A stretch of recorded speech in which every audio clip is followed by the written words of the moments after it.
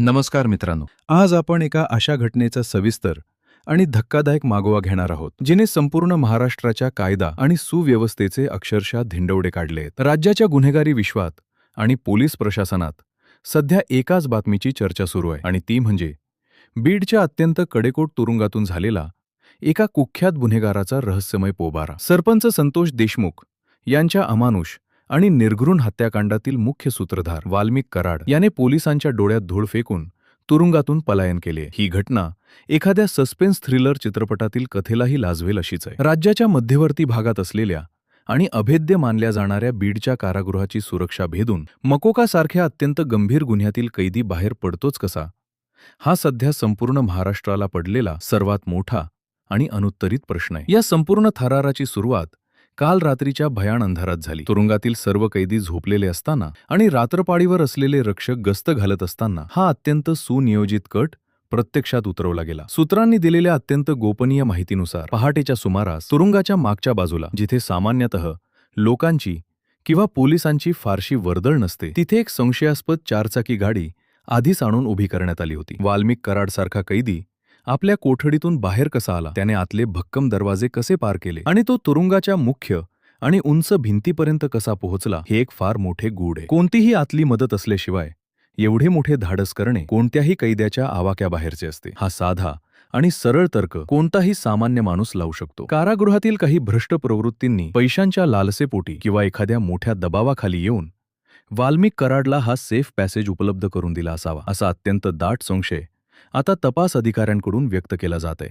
गाडीत बसताच वाल्मिक कराड आणि त्याचे साथीदार वाऱ्याच्या वेगाने अंधारात गडप झाले. जेव्हा पोलिसांना आणि कारागृह प्रशासनाला या घटनेची कुणकुण लागली, तेव्हा पोलीस दलात एकच हाहाकार उडाला. तातडीनं धोक्याचे सायरन वाजवण्यात आले आणि काही क्षणातच बीड शहरासह संपूर्ण जिल्ह्यात हाय अलर्ट घोषित करण्यात आला. झोपेत असलेल्या वरिष्ठ पोलीस अधिकाऱ्यांचे फोन खणखणू लागले आणि रात्रीतच तपासाची चक्रे वेगानं फिरवण्याचे आदेश देण्यात आले. बीड जिल्ह्याला जोडणाऱ्या सर्व सीमा, प्रमुख महामार्ग, राज्यमार्ग आणि अगदी गावांकडे जाणारे कच्चे रस्ते तातडीनं सील करण्यात आले आहेत. प्रत्येक चेकपोस्टवर आणि टोल नाक्यावर कडक नाकाबंदी करून येणाऱ्या जाणाऱ्या प्रत्येक संशयित वाहनाची कसून झडती घेतली जात आहे. पण गुन्हेगारांनी पोलिसांना गुंगारा देण्यासाठी आधीच एक अचूक रूट मॅप तयार ठेवला होता, हे आता स्पष्ट होत आहे. त्यामुळे ही नाकाबंदी सुरू होईपर्यंत वाल्मिक कराड बीड शहराच्या सीमा ओलांडून खूप दूर निघून गेला असण्याची शक्यता आहे. आता या संपूर्ण प्रकरणाचा तपास अतिशय वैज्ञानिक आणि तांत्रिक पद्धतीनं पुढे नेला जात आहे. बीड पोलिसांच्या सायबर सेलची एक विशेष तुकडी आता अत्यंत बारकाईनं काम करत आहे. रात्रीच्या वेळी तुरुंगाच्या आजूबाजूच्या परिसरात ॲक्टिव्ह असलेल्या सर्व मोबाईल टॉवरचा डंप डेटा गोळा करण्याचं काम युद्ध पातळीवर सुरू आहे. काल मध्यरात्री ते पहाटे या वेळेत जेवढे अनोळखी नंबर त्या परिसरात सक्रिय होते, त्या सर्वांचे लोकेशन आणि कॉल रेकॉर्ड्स तपासले जात आहेत.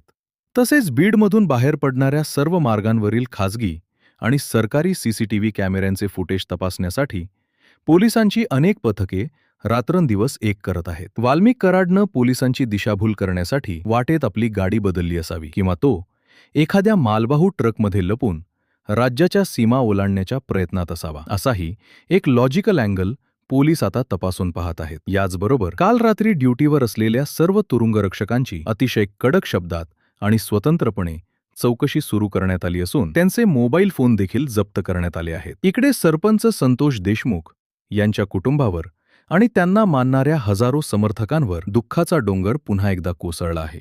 ज्या आरोपीला कठोर शिक्षा होण्याची ते अत्यंत आतुरतेनं वाट पाहत होते, तोच आरोपी आता मोकाट फिरत असल्यानं लोकांमध्ये प्रचंड संताप आणि चीड निर्माण झाली आहे.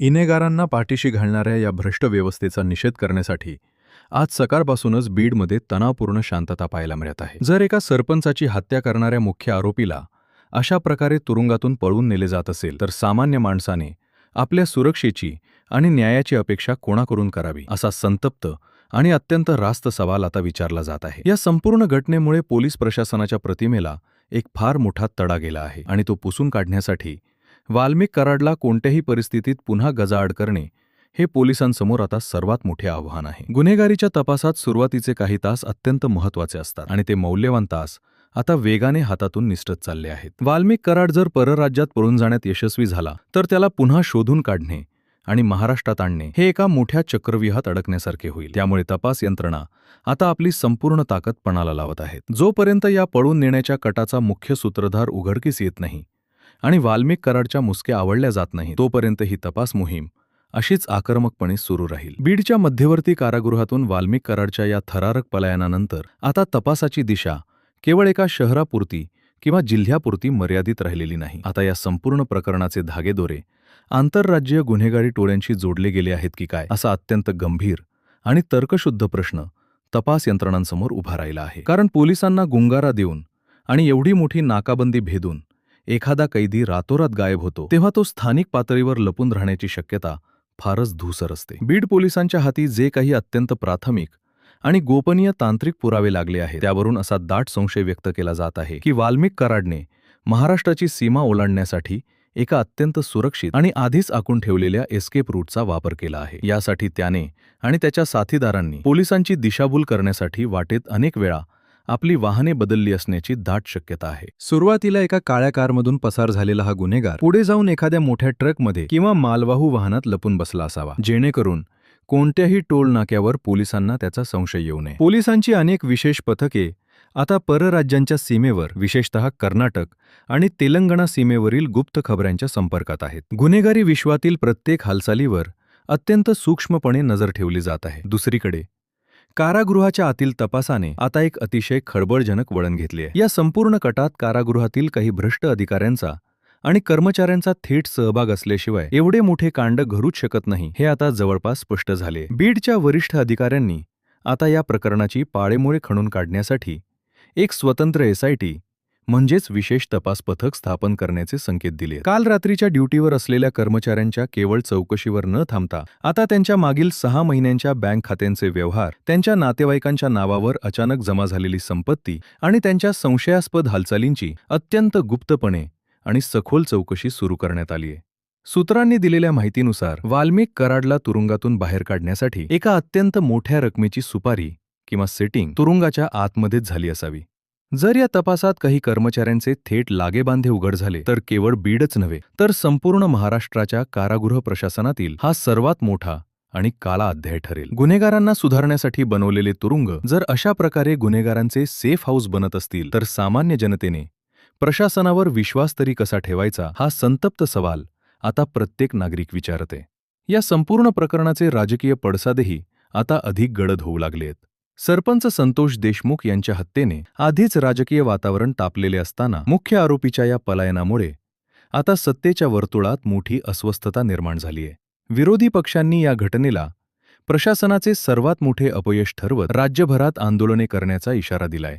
पोलिसांवर आता राजकीय आणि प्रशासकीय असा दुहेरी आणि प्रचंड दबाव आलाय. जोपर्यंत वाल्मिक कराडला बेड्या ठोकल्या जात नाहीत, तोपर्यंत बीडमधील कायदा आणि सुव्यवस्था सुरळीत करणं पोलिसांसाठी एक मोठे आव्हान बनले आहे. संतोष देशमुख यांच्या समर्थक आणि ग्रामस्थांनी बीड शहरात जो तीव्र निषेध नोंदवला आहे, त्यातून लोकांचा व्यवस्थेवरील उडालेला विश्वास स्पष्टपणे दिसून येतो. एकीकडे न्यायालयीन प्रक्रियेतून न्यायाची अपेक्षा करायची आणि दुसरीकडे गुन्हेगार असे उजर माथ्याने तुरुंग फोडून पळून जाणार असतील तर कायद्याचा धाक राहिलाच कुठे? हा अत्यंत लॉजिकल आणि थेट प्रश्न आज प्रत्येक विचारवंत आणि सामान्य माणूस उपस्थित करत आहे. आता पोलिसांच्या सायबर सेलची भूमिका या तपासात अत्यंत निर्णायक ठरणार आहे. वाल्मिक कराडने पलायन करताना नक्कीच बर्नर फोन्स म्हणजेच केवळ एका वापरासाठी असलेल्या मोबाईलचा वापर केला असावा, असा सायबर तज्ज्ञांचा अंदाज आहे. असे असले तरी गुन्हेगार कितीही हुशार असला तरी तंत्रज्ञानाच्या जाळ्यात तो कुठे ना कुठे आपली एक छोटीशी चूक नक्कीच मागे सोडतो. बीड पोलिसांची सायबर टीम आता डार्क वेब आणि एन्क्रिप्टेड मेसेजिंग ॲप्सवरील संशयास्पद हालचाली ट्रॅक करत आहे. कदाचित या डिजिटल तपासातूनच पोलिसांना तो एक धागा मिळेल जो त्यांना थेट वाल्मिक कराडच्या लपण्याच्या ठिकाणापर्यंत घेऊन जाईल. येणारे काही तास या संपूर्ण तपासासाठी मेक ऑर ब्रेक ठरणार आहेत. पोलीस वाल्मिक कराडला त्याच्या सुरक्षित आश्रयस्थानापर्यंत पोहोचण्याआधीच वाटेतच गाठतात की तो पोलिसांच्या हातावर कायमची तुरी देऊन बेपत्ता होतो. हे पाहणे आता अत्यंत थरारक असणार आहे. प्रेक्षको, या अत्यंत हाय प्रोफाईल आणि गुंतागुंतीच्या प्रकरणातील प्रत्येक अपडेट, पोलिसांची प्रत्येक नवी रणनीती आणि यातील पडद्यामागचे सत्य आम्ही तुमच्यापर्यंत अगदी पुराव्यांसह पोचवत राहू. या तपासात पुढे काय होईल आणि पोलिसांच्या हाती कोणती मोठी माहिती लागेल हे जाणून घेण्यासाठी आमच्या चॅनलसोबत असेच जोडलेले रहा. तुमचे या संपूर्ण प्रशासकीय कारभारावर काय मत आहे? वाल्मिक कराड पोलिसांच्या जाळ्यात लवकरच अडकेल असे तुम्हाला वाटते का? तुमच्या सर्व प्रतिक्रिया आम्हाला खाली कमेंट बॉक्समध्ये नक्की सांगा. धन्यवाद.